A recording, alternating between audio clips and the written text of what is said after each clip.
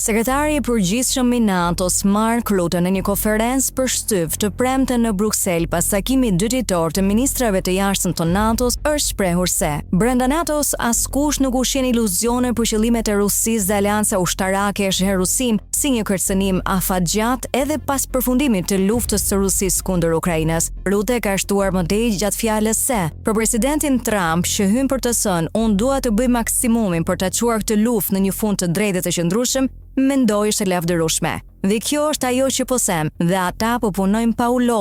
lodhur për ta bërë këtë. Për NATO është e qartë, për të gjithë NATO në Rusia është kërcënim afatgjat, edhe nëse Rusia nuk do të jap fund kësaj lufte naive, shtoi më tej. Ai po ashtu seksoi se tani nevojiten përpjekje më të mëdha për të ndihmuar në përfundimin e luftës, për të punuar në koordinimin e ngushtë me Ukrainën, për të angazhuar dhe informuar popullsinë evropiane dhe për të mbështetur përvojën dhe udhëzimet shumë praktike, të ofruara nga Mbretëria e Bashkuar në lidhje me hapat që mund të pasojnë pasi të arrihet përfundimisht një armpushim ose marrëveshje paqeje.